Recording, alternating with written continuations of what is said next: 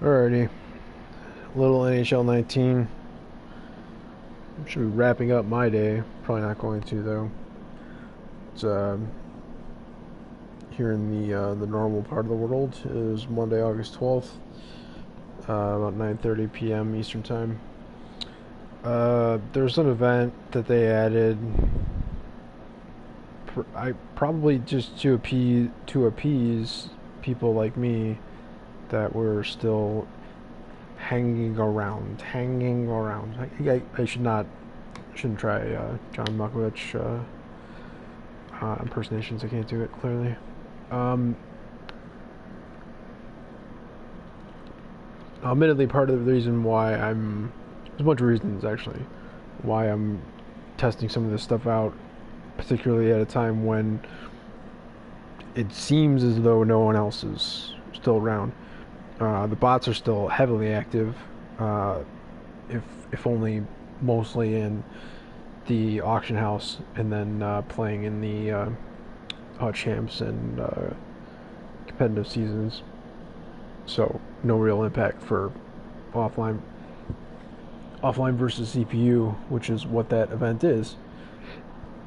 Um, I don't know about it. I think we need to block 40 shots.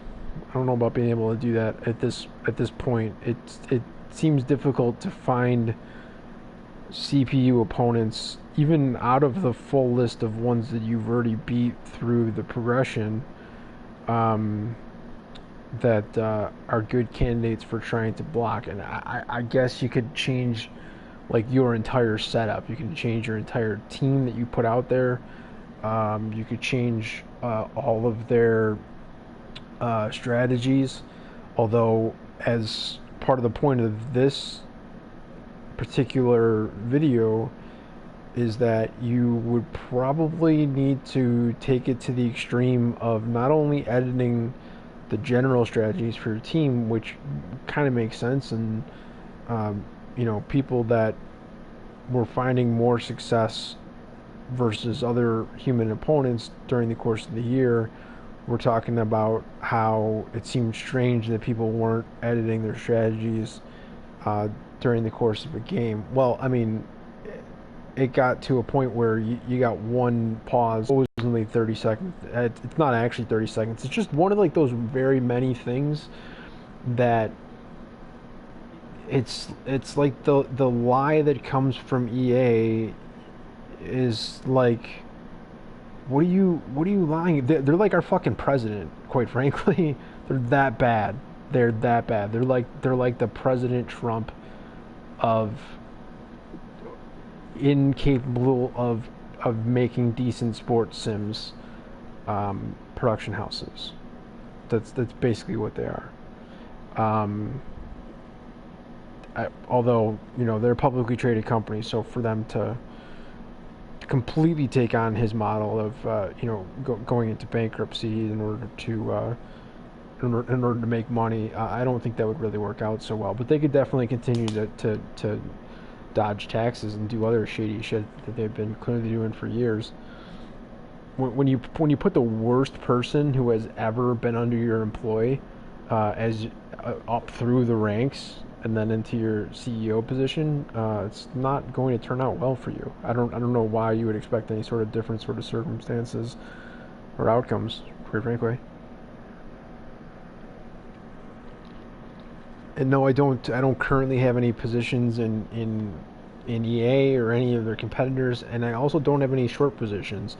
I also don't have any options that could be perceived as positive or negative. I don't have anything. I have no holdings whatsoever. I'm not advising as far as any holdings whatsoever. People lie about this shit all the time. They will say that they don't have any sort of issue when they when Activision and Blizzard's earnings were announced on, it might have been Friday, right? If it wasn't Friday, it was Thursday. Um, the the two guys that were on talking about it, the CNBC has changed and it's so fucking funny to this day to still see them down on the floor with their whole set reporting. It's like, yeah, you can bring your entire, you can bring all sets that have ever been created by CNBC and go ahead and put them on the floor of the exchange, because there's nothing there. There are no traders. There's no activity. The screens are basically bogus anyways. Even if they weren't bogus, they're not capable of matching the speeds of actual transactions that occur, which are happening over in Jersey. So it's whatever. It's just it's funny as fuck to see. And then these two guys come on, and one of them, I forget exactly what it said, but it was kind of weird. And the second one was like super weird. The second one was like, no, we don't have any positions, but we have a potential conflict of interest. And it was like super small print. I think it was suggesting that that they had a one of them. Okay, so the other one was small print and was weird. I don't know what it said. The second one though was also kind of like that, but I was able to actually understand what they were saying, which is that the second person was a market maker for both Activision Blizzard and the other company that he was using as a comparative tool for that. And it's like, okay, like nobody watching that didn't already know what you were going to say and doesn't already know you and your positions and hasn't already read all your analysis, like saw that and was like, oh, that's a thing. I should look into that. Maybe that impacts what this person is saying to me right now. But yeah, long story short, all I'm saying is that people regularly have used, particularly that cable channel as well as others, to completely rip apart companies, and didn't have to disclose for a long time. And then once they even had to disclose, they did not have to disclose short positions in general. And then even once they had to disclose that, they didn't have to disclose certain short positions, like bearish options that they had either taken or were part of a package that they had or whatever. So it's just like becoming more and more sophisticated as to how you could be negative something that you want to talk shit about on publicly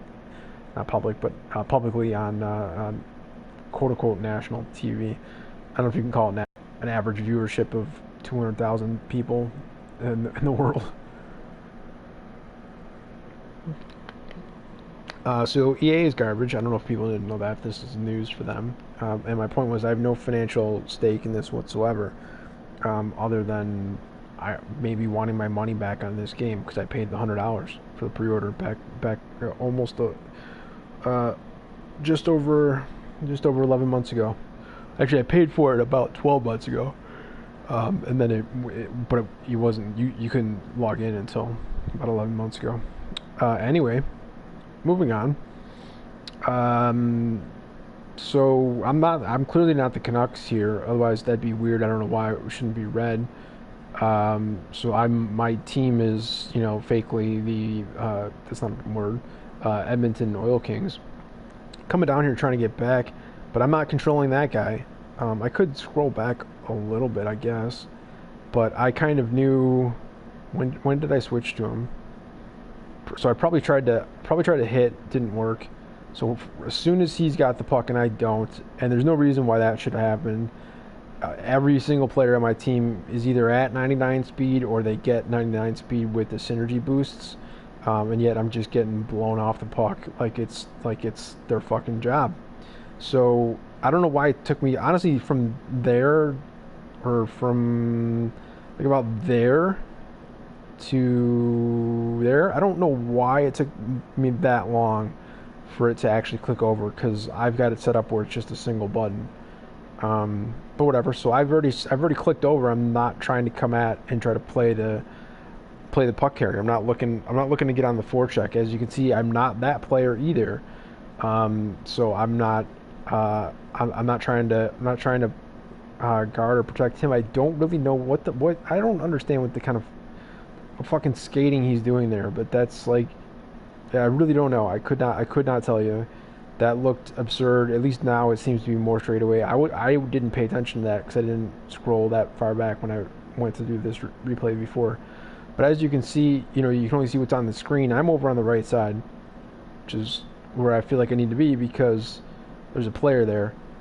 Now, it makes it look like I don't know who the fuck this is. This is Edler or somebody. Um, I I know you can probably see their.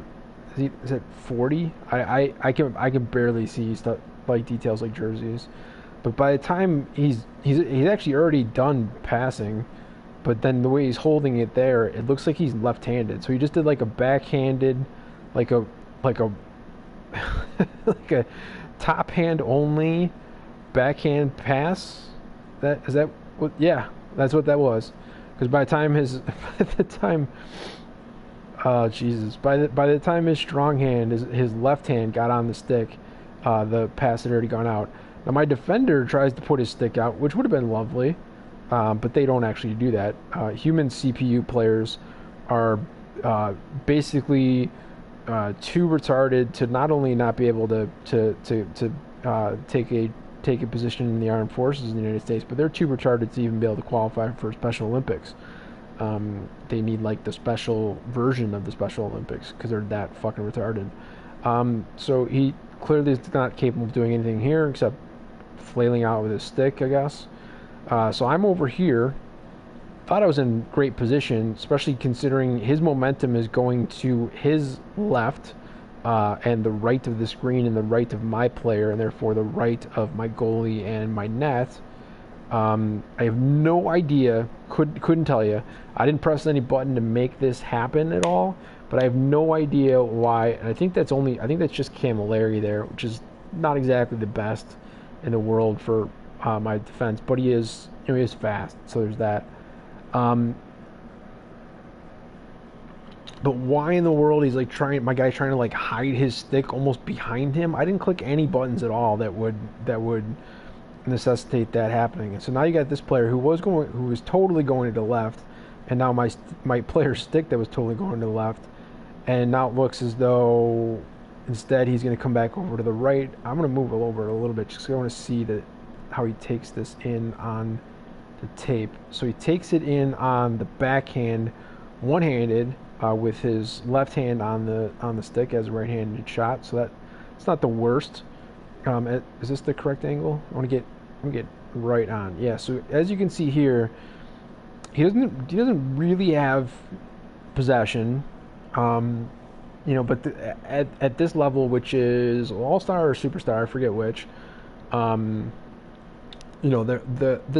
The CPU is definitely capable of taking about a microsecond to get the strong side right hand onto the stick and get a blazing shot of like 140 miles per hour or more into like top drawer or something just crazy like that or whatever. So I was right. There was Camilleri there, so not the greatest, but still, I mean, he's got decent body. I think decent stick position. Maybe he'd be a little bit better off trying to not really poke it out there, but stick it out there a little bit closer to where the offensive player is. But when you see what happens here, I don't think even that would have made any difference. So I feel like pretty solid position. I guess part of my thought process is I don't have this full screen, so I don't know exactly where Moog is at here. And yeah, it's a terrible choice on defense. I was doing specific stuff, so there's a reason why he was there. But he came a bit by the time he's got that there, and you don't want him to slide totally over. But either way, I feel as though my position with Camilleri is not the worst. It's not the worst. It might not be great. It's not the worst though, and part of it is because even versus CPU, these bullshit glitch goals that have been good for the last 5 years in this series still go off like all the time as if that's how hockey works, and it's absolutely not. So the thing I'm most trying to protect from here, the reason why I was playing the off puck other player here was because I knew that it would be a pass. I knew that there'd be very little chance that that whoever that was, number 40 I think on their team, was it? I felt like there was very little chance that he was going to try to take it all the way down, especially with my human CPU coming at him and my Tendi in decent position against him. He could have done something kind of funky, and at this level, he absolutely could have just gone, um, on like a, you know, uh, either top end, top left, top right. They both would have been fine. He could have gotten weird and maybe gone 5-hole or whatever. And he could have done any of that from, like right a little bit closer than where he's at right now. So a little bit below the dots. But I have had it drilled into me at this point that I don't. It's not. That's not what I need to be trying to defend against. Because number one, really glitchy, really shitty shit will happen from that a lot of times, anyways. And so it becomes pointless. Like, the best I could have done was select whoever that player was, um, and try to try to use sprint, which again I don't know how it's like, it's weird. I'd like a dev to maybe explain, once they come up with whatever bullshit they can to try to explain it. If you're already at 99 on your speed with or without the synergy, and you have the synergy on there as well, how much faster are you going with the sprint button pressed down?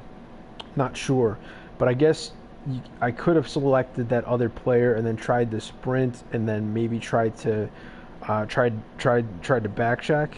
It would not have worked. I would say with at least 90, if not closer to 95 plus certainty. Because I've tried it a bunch of times, especially on this level. I feel like just like pro and up, it just does not work. Has not worked most of the year, but especially end game version's latest update, it's not happening. So you got to play off the puck, which I was doing the entire time. You saw I was doing it that whole time, and you're basically off screen, and there's no little reticles for you to be able to see. If that's not how you prefer that to be said, I can say it the other way. How did I say it the first time? Reticles. So not. I don't know how else you want that said. Reticles. I don't know. I don't even know. It's reticles. So fuck off. So you can't even see with like little tiny dots that would mean basically nothing to me, and I basically wouldn't be able to see. And especially if it was this bullshit of red green, in which I'm colorblind, I might not be able to even tell the difference between who I am and who the other person is, the other person I'm playing against, CPU or otherwise. But at least that'd be something, as opposed to, okay, I'm gonna go just select this other guy who's off the puck and try to maintain some position between the off the puck offensive player and my net. And so right here where he's at, I mean, you can tell he doesn't. This is, I stopped it right before he has actual possession. So there, I'd say there's actual possession. Let's just back it up and make sure we're centered here. So I feel like I'm in position where I need to be, which is I'm mostly trying to avoid the top shelf, top right shot. It's the one that is glitchiest, the one that even the actual CPU as opposed to the human CPU will, because human CPUs don't shoot. The CPU will take that shot quite often.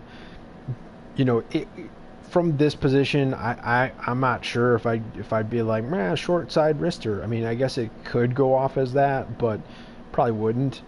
Either way, I feel like I'm in good position for that. I feel like he's less likely to go across the face and try to go on, if you want to call it a weak side wrister or a weak side slap. Basically, go top left versus my defender. And Moog is he's left-handed. So again, maybe it's just me, and maybe that's just how actual hockey is played. Certain goaltenders obviously have tendencies, particularly if they've played for a little while, and considering that Moog is retired, He doesn't have any new data to add into his stats of his tendencies and stuff like that. But a lot of these players are, in my experience of the game this year, are slightly better if you took comparatively kind of almost the exact same shot. They're slightly better on the glove hand than they are on the stick side with the pads. So that was all the thinking that I had getting into this spot here. Just figuring, okay, I'm going to help my guy out because he's not really that great back there. And a goal wins the game and makes it so that basically everything that I was doing in this game becomes meaningless. So I'm going to mostly try to just be a body between this player here who has only taken it on their backhand without their strong hand even on the stick at this point, which means obviously in perfect position for that 1% shot to just snap right in there. But I wanted to put a body there. Camilleri, for all those other flaws, this highest rated card of his, the free agency card that I think that we all got, right? He's with the pads, everything on. He's a decent sized body. He actually looks, in this screen here, looks bigger bodied than the shooter. So we'll give that away. He's about to shoot. So that's the point of what we're showing here. So I felt like I was in position for that. Let's see how slow I can do on this. So now I can't even see it from there. So I guess he's moved it over to the... Nope, still on the backhand. Okay, still on the backhand, but totally controlling it as if it's on the front hand. The thing that I didn't really understand either was, at this point, I've been controlling Camilleri the whole time. I'm not pressing up, down, or anything. It'd be on the screen if I was. I'm not. He definitely lost ground. Here he's almost like, he's outside the circle, and he's like kind of starting to creep in a little bit on the circle, but it's not until the offensive player starts to bring the puck over a little bit that he's like fucking back skating into the circle. Like, what are you doing? I mean, at least the stick is kind of getting out there, but then at that point it doesn't really matter. Like, the stick is out there, he's going backwards. Top shelf, top right should be just wide open, and Moog probably not going to be very great at defending that. There's probably that Jordan Subban over there. For some reason I was thinking it was like somebody like Evander Kane or something, but I think I put him in also just as a whatever. I clearly did not set my special teams adequately enough, so I gotta fix this before playing another game if I want to be serious. But so this here, let's just reiterate, this is still on the backhand. From here, it might look as though strong hand, right hand is on stick. It's actually not, though. And then yeah, it's just going to be just a shove up with the right hand and taking it from backhand to forehand by... Sorry, what are we calling this move here? It's just take something off the backhand while completely controlling it the whole time, and as soon as you get your hand on the stick, now it's kind of middle of the stick, and now it's right hand. Okay, that's cool. That's fun. I mean, that's slightly unrealistic. I mean, and then you love the posture. You love Camilleri like going further out away from the zone here. My defender, I guess, making a hat over there on the CPU, making a half-assed attempt to at least get into the screen. But like, what in the flying fuck is this position? Plus, also, if you had somebody doing this, and that's great that Moog is already down in the butterfly, but I mean, just like, what is this supposed to be? I don't really know. Um, but okay, so that's what you think you can do, and all of a sudden now, this guy who had it on the backhand, just outside of the circle, is now within a microsecond, has now basically been able to shove his position into having like an old school wraparound. Look at that. This is not again, this is the computer. This is the shitty computer. This isn't like some other player that found some up down down left right fucking code that made this shot happen. He's taking it from here where he still doesn't have the right angle to, now we're going to go up and over, practically over into my other defender, and then do a curly shot. And Moog is like, I have a glove. Here's my glove. No, I'm not going to be able to do that. So top left, game winner, overtime. What am I missing? What is it that I'm supposed to be doing here that I didn't do when that's a real shot? Like that looks bad enough, right? I mean, that looks bad enough. It also looks like it's wide open top right. Not really sure what that's about, Moog, but okay. And that's Besser doing that.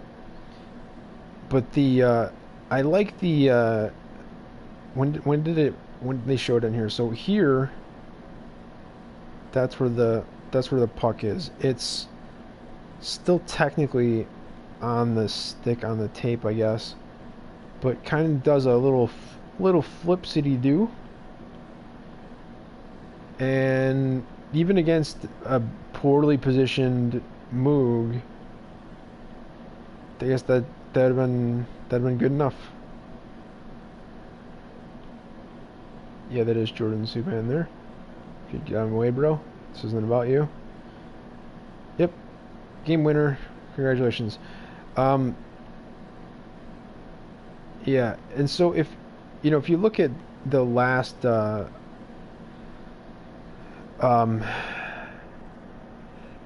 the last video I did was them scoring against themselves to even get into this position at the end of the game. I was down 3-2.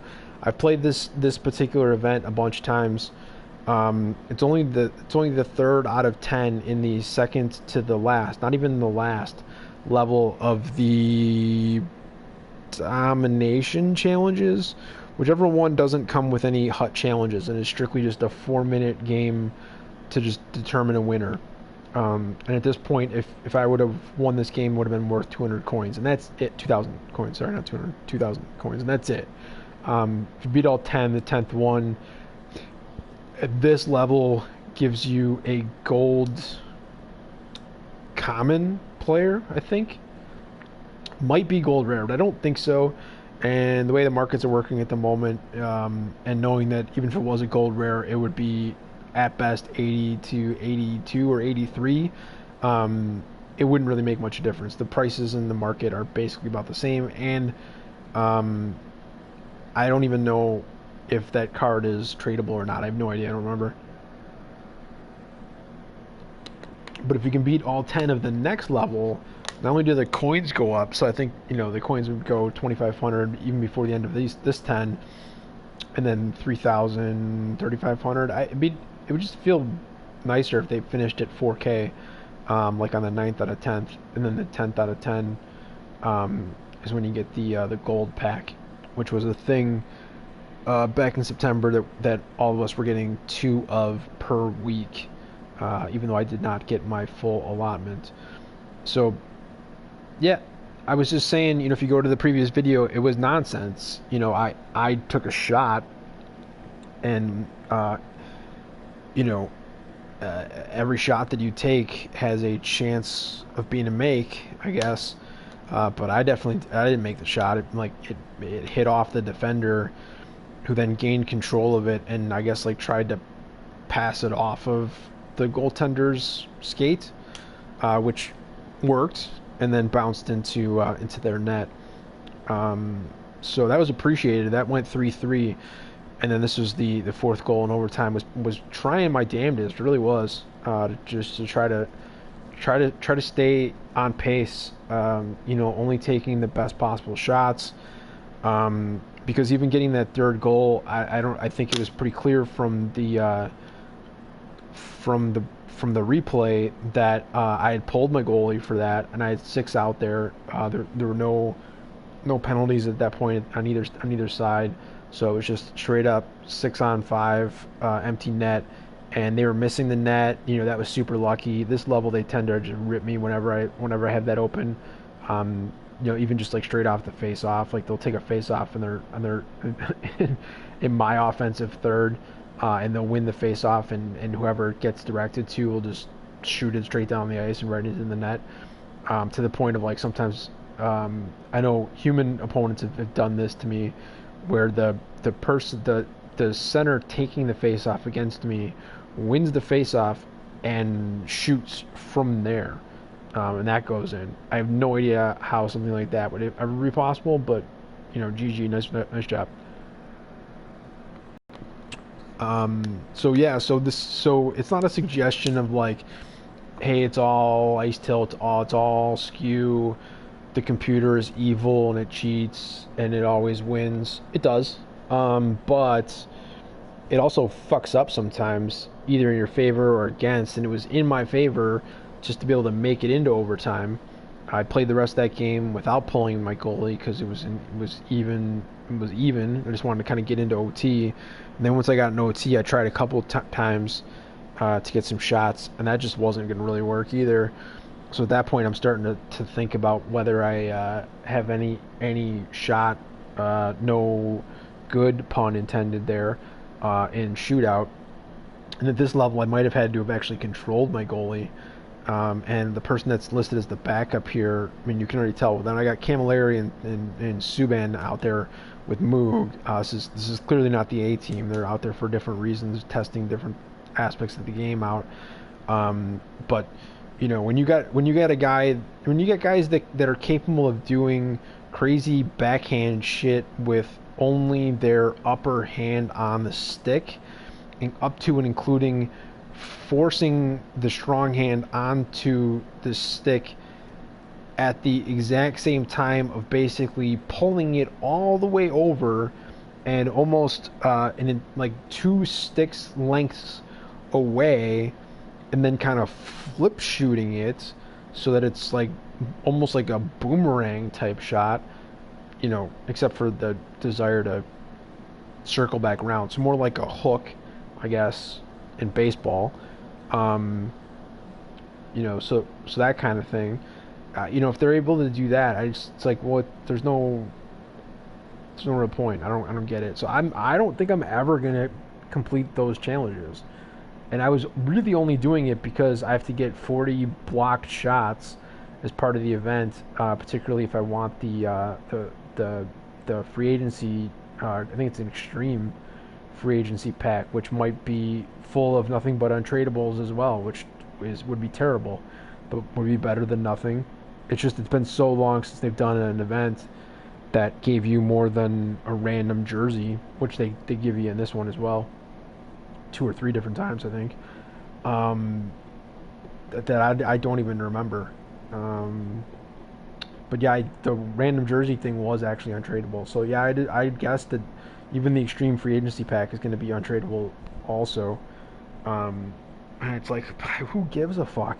There's like, I get that most of the game had been thought out, developed, planned prior to its release back on 9/11 of 2018, and then just completely fucked up since then, including the horrific Bobby Hull failure that I wasn't all that annoyed with, and having to make other changes because either the overall community was abusing things as far as forcing players out of games and taking the win in competitive games,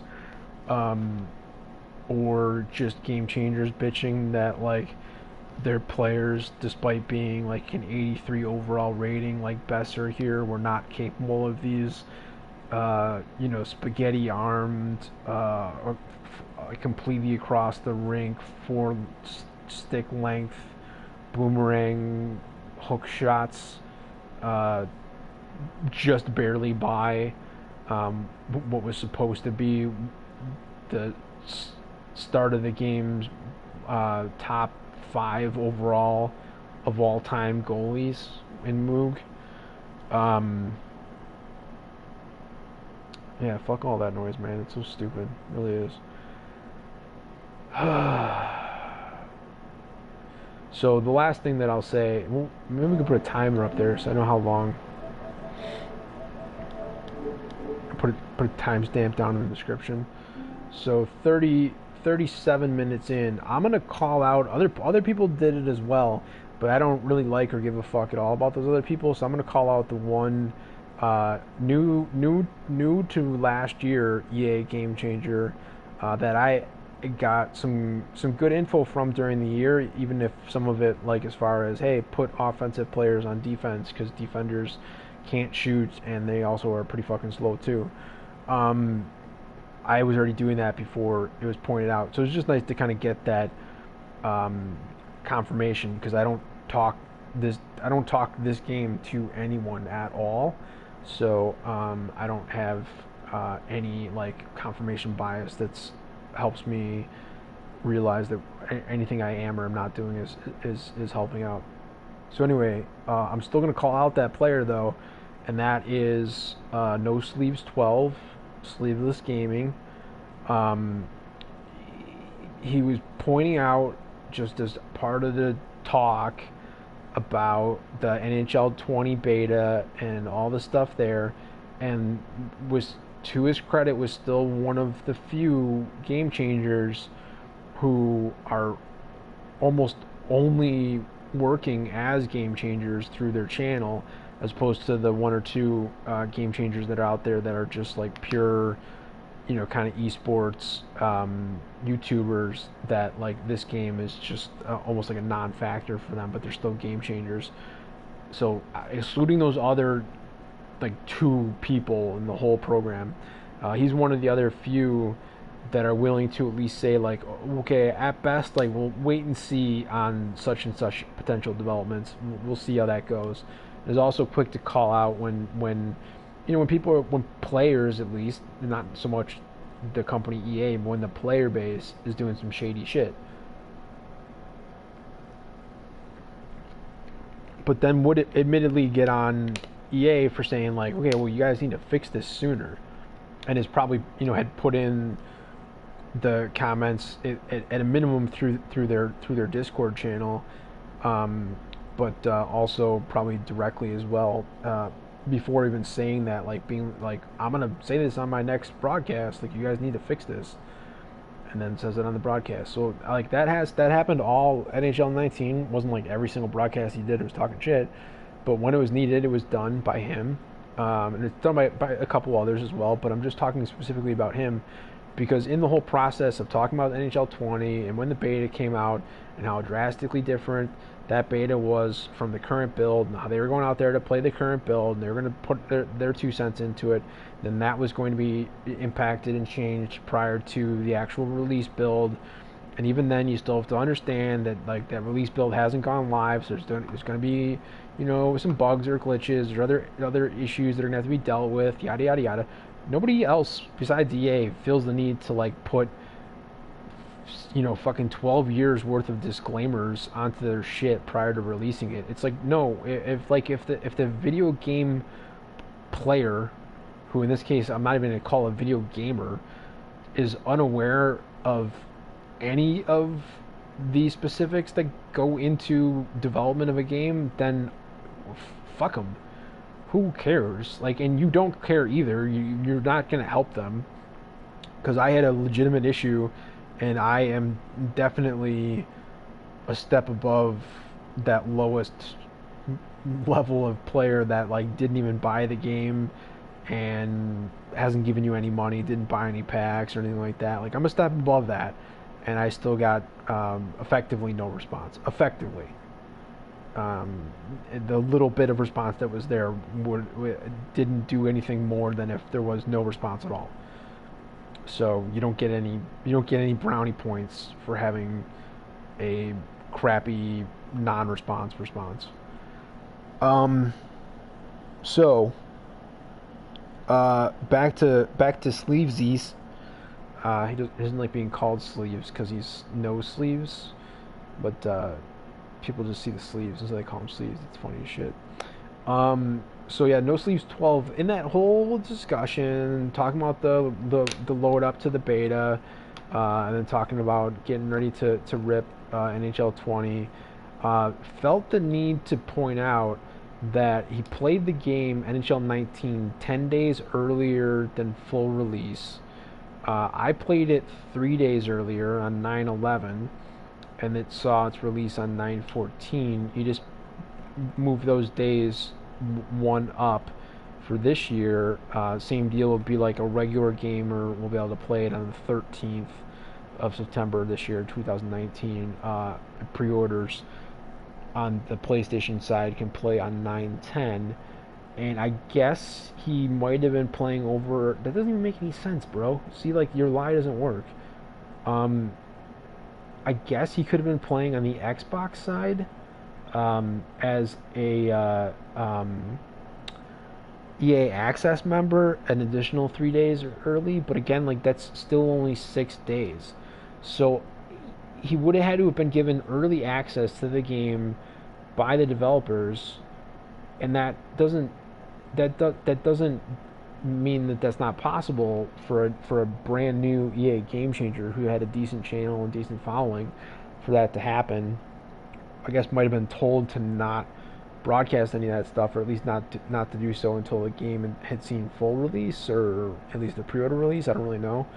But he claimed that he played for 10 days prior to the release, and he let's go benefit of the doubt and say that he just meant that like he started playing when I did. So he started playing on 9/11 at midnight or whatever it was that we were allowed to start playing, because we were on PlayStation and EA Access just got ported over to PlayStation about 2 months ago, as opposed to 11 months ago when we were playing this game for the first time. So let's say that was the first time that he was able to play the game on an official, true, live, connected to the servers, playing amongst the crowd version, same time as me, right? Again, like basically 3 days ahead of people playing the standard edition, or who were, I guess, dumb enough to wait until the full release to actually buy the thing, pre-order special edition or not, or whatever. So if he was playing it 3 days early, if he's playing on 9/11, he stated that he played it 10 days straight to rip through all the offline challenges. And I'm just calling complete bullshit on that statement. I've been pretty generous with him, with a couple others who I felt like have done a good job this year. But at this point, yeah, I'm not pulling the plug on him completely, but on this one issue, I absolutely am, because he either misstated, or there's a chance that I just completely misunderstood what he was saying. If he was saying that whenever he was able to play the live version on a regular time frame, because I know there were other games that even if you were an EA Access member, or if you were like an Ubisoft member in like the Assassin's Creed stuff, you could play the game for like 3 hours or 10 hours or something like that, like even up to like 3 or 4 days before like the actual release. But you were time limited as to how much time you could play. And so like I guess there's a chance that he meant those 10 hours but said 10 days instead.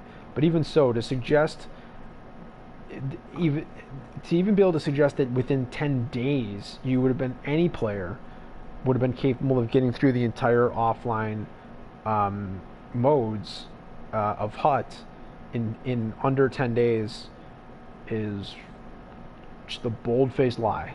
There's no way that that's remotely possible or remotely true. He has stated that he's never played for more than 24 straight hours. So in those 10 days, it wasn't as if there were any marathon sessions that were put in there. He's also, um, I was gonna say he's also not really considered in the top 100 um, greatest players in the world. Part of that is that there are players that were better than him who don't play anymore. So if you want to say active players, probably top 100, I guess, on a stretch, but certainly not top 50. And really only had interesting stuff for us to watch because went out of his way to spend a ton of money to build a crazy good team. It was nice enough to point out when certain cards had basically next to no value. I mean, his most common phrase was, "If if you pack it, then sell it." Even including like 99 overall cards, like he knew that those were they're all depreciating assets, and you'd be much better off selling the thing now. And if you wanted to come back, say in August, and play with that exact same card, you'd be able to get it at a significant discount from what it was earlier. And you could probably make that claim for almost all of the Evo cards that have had the most dramatic shifts in their prices in the market going back to the day they were released up until today. And it's been up and down and up and down and up and down, and they can't find a good spot for them. And even the 99s there's plenty of people who would prefer to not have that card versus that same player's other 99 overall rated versions of other cards because of synergies, or even sometimes the underlying stats are different. There's a bunch of shit, and he was nice enough to point out to the noobs what those things were, and in some cases there were things I didn't necessarily know about, and so it did help me as well. So if your Chan is just going to be, okay, my team is boss, I'm spending money on top of what's given to me from the developer through my agreement with them, okay, it's fine. I don't know why people take issue with that. I don't take issue with it though. Yeah, but this idea that he spent 10 days when the game was released and focused exclusively on the offline stuff and got 100% completion of it. No, you didn't, bro. No, you did not. You might have couched some of it. You might have had players that who are significantly better than you at the game play with you on your team to help you push through those progressions. Or you might just be excluding significant portions of the offline portions of this game when you say that you ripped through them and did not look back at them. And his point, super valid and worth pointing out for not just NHL19, but like previous NHL versions as well, and probably going to be a factor in NHL20 as well. His whole point, I guess, of saying that was that he got through effectively what the game was supposed to be from an offline perspective, and then the progression, the progression objectives, if you want to call them that, I guess. I mean, they're kind of milestones too, but the objectives / milestones on the progression tab popped up for him. According to him, they popped up for him after he had completed 100% of the offline mode of HUT. And so it was like, score 10 goals if you want to like progress and get 500 coins. And that frustrated the shit out of him, and he's like, I'm not going back through and get another 10,000 shots on goal. I saw his team, like, and you can't trade the milestone legends. They're untradeable. And there's no version of him removing those players from his team by quick selling them for 0 coins. There's no version of that happening. So I kind of call bullshit on the whole thing, but I do understand the general point that he was making, I guess. which was that any player, and I guess he included himself in this, could have been progressing in the game prior to whenever it was that EA got off their ass and opted to put that first progression objective list together, and that they could have had some of those things already accomplished. I've always been on the side of I didn't, I'm not an insider, so I didn't know any of that shit was going to come out. In a lot of cases, I didn't even know that it even existed because people weren't really talking about it. Nobody seemed to care at all about offline versus CPU. It was just all about HUT and competitive play, despite the fact that like most people, myself included, are terrible at the game. Like I'm one of the worst.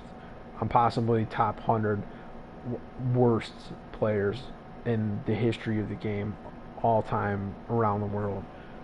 I'm going for number one. I'm not. I don't think I'm quite there yet. And unfortunately, playing a bit more might be making me slightly better, and I'm losing my shot at that number one spot. But I'm going for it, going hard for it, hoping to get there. But yeah, so I'm terrible, and those other players are terrible too. But they talk as if they're great, and they talk about competitive modes and stuff like that, and it's a bit silly. But the idea that like you would have looked at the game in terms of like anything that there was that you would like need to accomplish.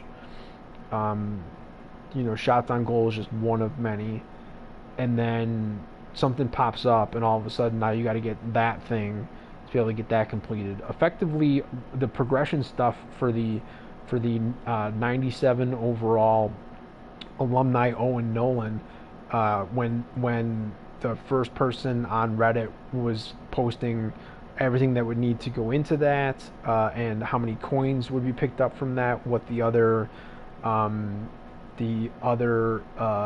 like rewards from doing that would be, how much game time would be expected to take to do that, which means I'd have to take that number and then multiply it by about like 12 years, and that's how long it would take me to do that, meaning that I'm never going to be able to do it.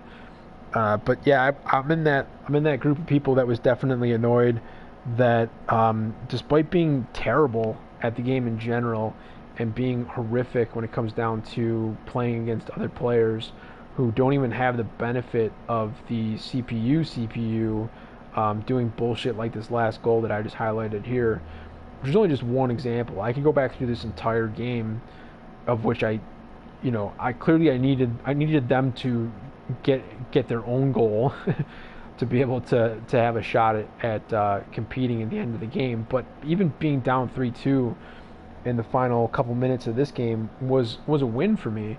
The shots that I made weren't super glitchy. They weren't completely out of hand. The ones that they made were not completely crazy either. It was actually a relatively straight up game. Generally speaking, there were a lot of little glitches and oddities in terms of puck pickups and stuff like that, which are supposed to be improved in NHL20. Good luck for those of you that are going to be dumb enough to buy that fucking game, because I'm not going to do it. So I don't give a shit at all about those puck pickups in next year's game. Yeah, I mean, it wasn't kind of like the worst game, but playing competitively very early on, I didn't even know that there was like a general I didn't know about the qualification for HUT champs.